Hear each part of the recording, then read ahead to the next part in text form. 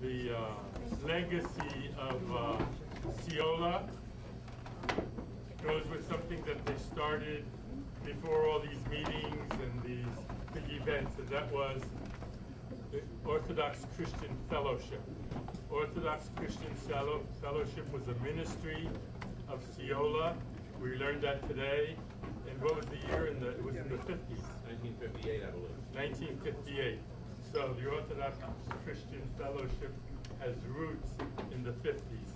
And it's had a history that goes up and down. It seems like the church, it was never really embraced so that it would be this dynamic thing. Even today, the Orthodox Christian Fellowship always seems to be in a kind of transition. And they now have moved their offices again from Indianapolis back to Boston. And that in a transition in this move as we speak. A couple of years ago in Philadelphia, we did a program that tried to encourage the development of the Orthodox Christian Fellowship in the Philadelphia area, and we invited a dynamic Orthodox Christian Fellowship to be with us, which was at Rutgers University. That's one of the big fellowships. But in that time, the national organization was in another transition. It was going from Boston to Indianapolis. And that's just recent history. Thinking about it being started in the 50s and where it is to help you all is something to think about. But we are very privileged today to have Kira Lee, who is the chair or the president of the Orthodox Christian Fellowship at the University of Pittsburgh. And last night we had a gentleman, Mr. Jones, Nick Jones, from the Orthodox Christian Fellowship of Carnegie Mellon. We're a joint group between these two different schools. And we have a helper here who's also a cantor. Your friend? Sarah. And she's from Duquesne University. Are you with Orthodox Christian Fellowship? Okay. So, Kira is from Rahway, New Jersey. She comes from a family of 5 brothers and sisters. Oldest of 5. She is studying a very interesting field. Computer engineering. Computer engineering, which is mostly to do with programming, she told me. What else? Her father is a convert to Orthodoxy, and her mother is a cradle Orthodox lady. They have experienced different jurisdictions. We go to a Carpatho Russian church now, so we've been, Yep. My dad is Chinese, we've been from all over. That's wonderful. So, you tell us about what's happening here, how you relate to what we were talking about. Okay, I really don't know anything, honestly, about the history of OCF, or how exactly we came out of CEOYLA, or even our national office right now. But what I wanted to talk about is what we're doing locally here in Pittsburgh. So I think that's probably, I saw actually in the slides, the main purpose is to bring together all Orthodox people at the local level. So that's what we're trying to do. Our group is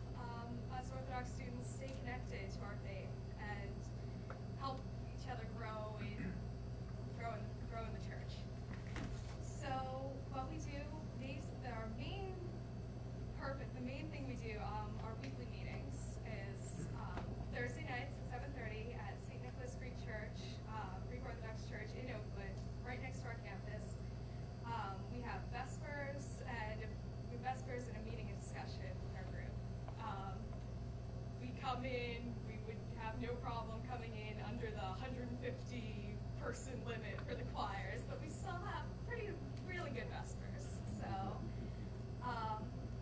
and then we have and then our discussion, we talk about all kinds of topics. Just this Thursday, we talked about the merge streaming icon that was coming, that's been touring from Hawaii, that's been touring the country. It came to Pittsburgh over this week, and we discussed that. Some of us were able to go to the Rockford service and witness that. So we try and talk about things. We keep things very informal, very social, and like I said, we try and build up fellowship in an Orthodox community among the college students and among the young adults in the Pittsburgh area to keep people connected to the faith. Also, beyond our weekly meetings, we have a couple of special events we run every year. Coming up, we have our pre-Thanksgiving dinner before the Nativity Fast starts. We get together all of the young people from the Pittsburgh area. We throw a Thanksgiving dinner before the students leave for Thanksgiving break with their families. Cook turkey, it's a great time. We try to invite everyone, make it as big an event as possible. Over winter break, after Christmas, there's college conference. I had the t-shirt for it yesterday. College conference meets in different locations. The biggest one meets at the Antiochian Village in Ligonier, Pennsylvania. It's a gathering, maybe 200 college students from all over the United States gather for speakers, for services, for fellowship, every year for about 4 or 5 days between Christmas and New Year's. And it's a fantastic, I've gone the 2 years I've been at school. It's an amazing way to meet other Orthodox young people from around the country, from people maybe from your hometown who you didn't, people who you just never ran into. There's wonderful speakers. The first year I went, Father Thomas Hopko spoke, was the keynote speaker. There's a dance at the end of there's a social dance at the end of the conference. Workshop sessions on different topics relating to orthodoxy, theology, how to relate that to college campus, to the students, how to live out the faith in our lives. When Lent comes around, we have another national event, Day of Prayer with the Orthodox for Clean Monday, the first day of the Great Fast. Different Orthodox OCFs around the country sign up for 1-hour time slots to meet and pray together. Over the course of, with all of us working together around the country, we're able to fill an entire day. For every hour, for 24 hours, someone somewhere is praying, college students. Our group locally during Lent, we do the full St. Andrew's Canon on the 5th Thursday of Great Lent. We have another party on Great Friday. Let's see. We run service projects. We've helped with we've been fortunate to have the opportunity to work with the food bank here at St. Mary's. Over spring break, OCF nationally runs what's called Real Break, mission trips to different places around the world, and Focus, the new Pan-Orthodox ministry, also ran a trip called Focus Appalachia that I was able to participate in last spring break. We went down to, where did we go? North Carolina, and we're able to help with different charities and ministries around there. We're a pan-Orthodox community. We have Greeks, Arabs, Russians, Rusyns, all different flavors, OCA, ROCOR. We have converts, we have Cradle Orthodox whose families are converts, ethnically American. Everyone from all over. And we all come together in OCF and we all pray together and serve together, socialize together. We're able to sort of break down the bond, we're stepping out of the ethnic things, focusing just on the faith and the important things. What's most important. We're supported by the Clergy Brotherhood of Pittsburgh. I sent out an email. We have, in order to help find us a chaplain for this year, within 2 hours I got emails from 4 different priests, people who are willing to help us out. So we have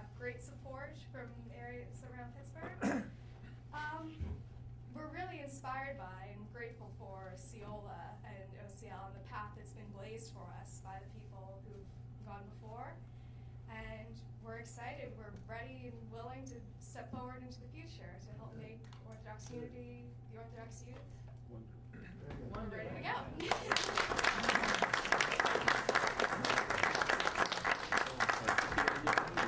If you have any questions? I would like to invite you and your group and all Orthodox students that you come across to St. Nicholas Cathedral. We're having a spaghetti luncheon on October the 23rd.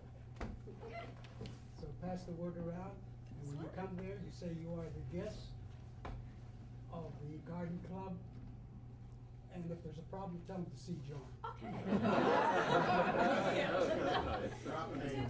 And how many young people are in your group? On our weekly meetings, depending on how many midterms people have, we have anywhere 5 to 15 people any week. We probably have a group, maybe 25 or 30 people rotate through over the year. Very good. Very good. What fraction are men and what fraction are women? That's an interesting question.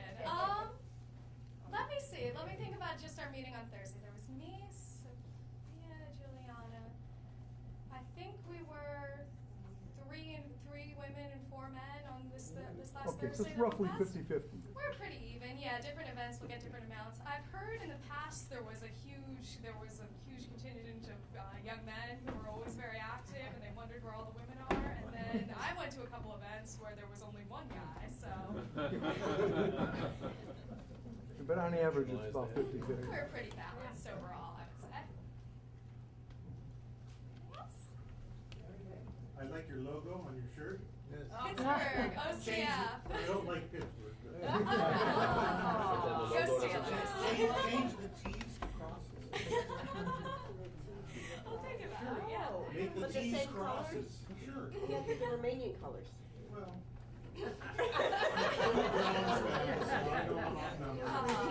Troy Polamalu plays with the Steelers. Oh, That's all I have to say.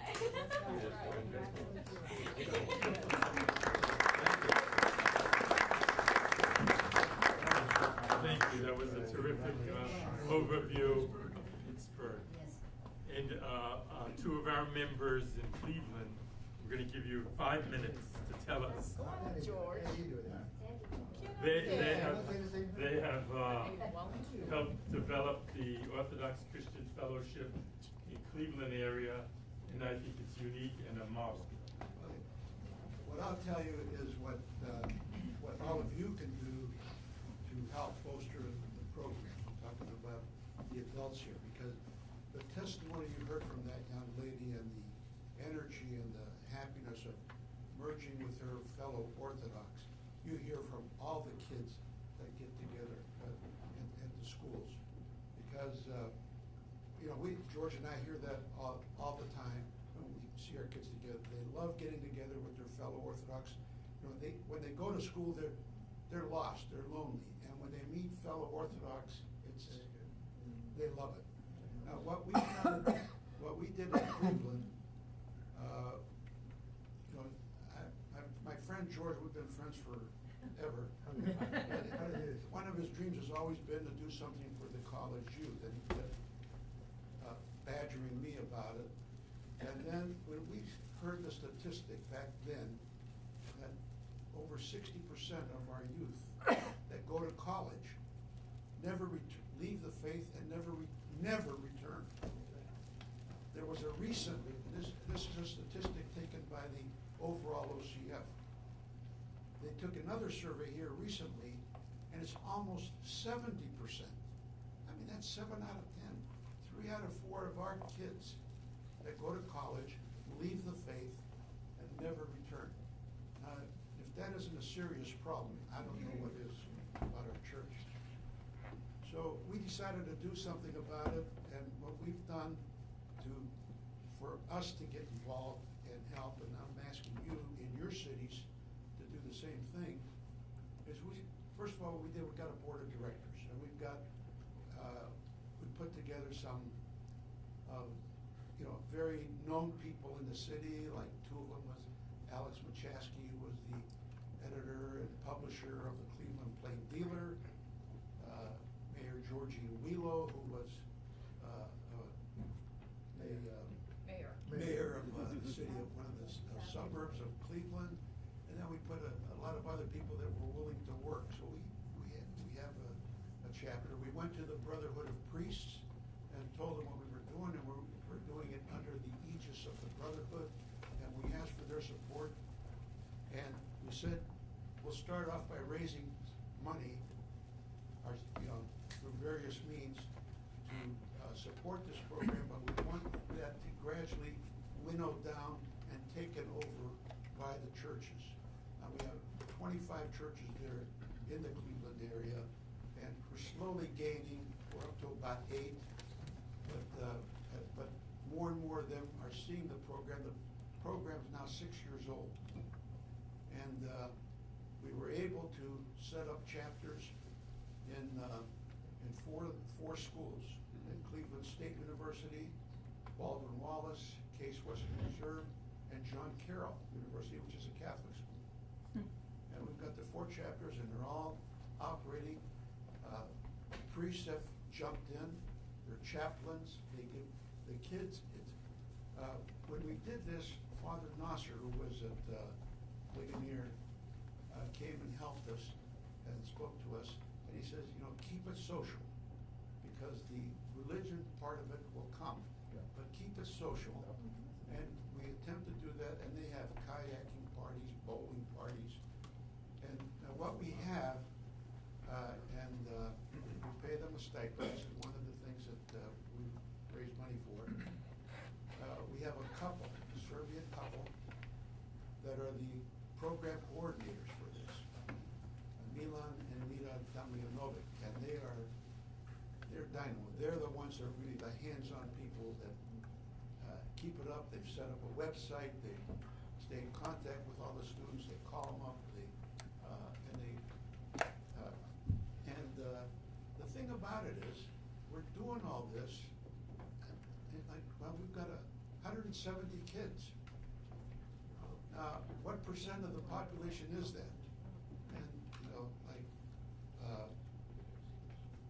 the estimate is that between 1 to 2% of your college kids are Orthodox. That's the thing. So, of the 4 schools that I mentioned, there's 28,000 students. So there's somewhere between 300 to 500 kids that are in there. Okay, we got 170 of them.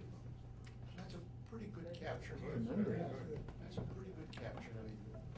So, and the kids love it, and it's generating itself. They're keeping. At first, it was a problem getting kids to come out, electing officers, doing this and doing that.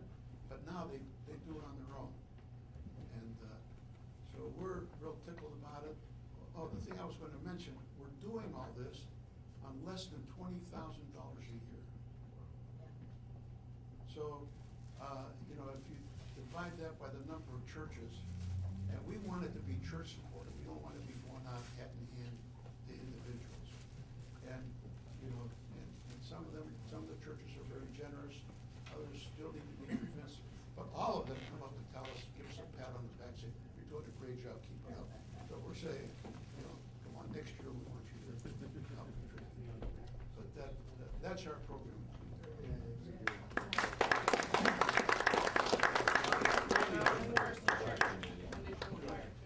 Andy, we talked about this last night too, and I think it's a great program, but it should be, once again, we're all, other towns reinvent the wheel. Do you think it would be useful, because I always try to relate things concretely, is there a commission on the Assembly of Bishops for the bishops to tell their priests, look, when your kid gets into 8th grade, we all know, 10th, 11th grade, we all know they go on college tours. They look around. Priest, meet with your 16-year-old and their parents. What are the schools on your list? When you go to check out the party joints, and you check out the student union, and you check out everything else, here's 2 or 3 Orthodox churches in that town. I want to know, I baptized you. I wanna know where you're going. And they give you a letter of transfer to that priest and to that OCF. You think, I mean, I don't know if it's enforceable, but I think to What give. we try to do in Cleveland, we go to the priests over the websites and letters, and we go to meet with the brotherhood every once in a while. And we ask them for names Right. of kids that are going to the college. And so we try to work it that way, word of mouth. And that's, as the chapter grows, word of mouth becomes, works a little better. At the beginning, you really gotta go out and hustle to get kids to come in.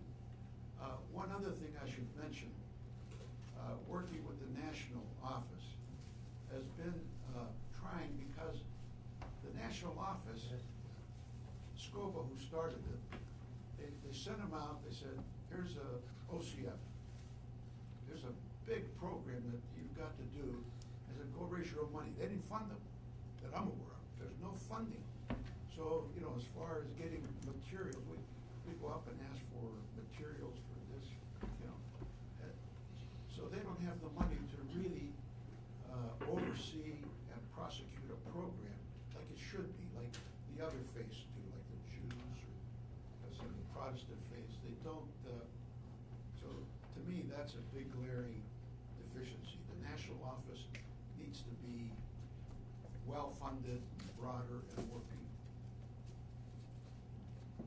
Thanks. Yes. One thing that, for that population that you're talking about, Ron, that the OCF, that the national office has done, about a year ago, they produced a video. It's about a 20-minute video. It's called Transitions, and it's aimed at the high school junior. Wow. And the whole point of it, there's about a half a dozen college students that talk about what it was like when they got to college, and the problems they had, and then what it was like to hook up with an OCF chapter. And it's very well, that's kid done, it's done for that age group. We sell them in our bookstore at the monastery, but you can get them from the national office too. And that's something that's really, every church, it's worth having and showing to your youth groups, because it tells these high school juniors that when you look at a college, pay attention, is there an OCF, and why? Why do you need an OCF? And so it's very graphic in the sense, I mean, the kids are real honest about what it meant for them to find a chapter in their college. Where is this video available from? It's available from the OCF National Office. And they've just appointed, just in the last couple months, a new executive director. So hopefully, things will get a little more stable now, because the last few years they've had some trouble. Thank you. Thank you, Andy.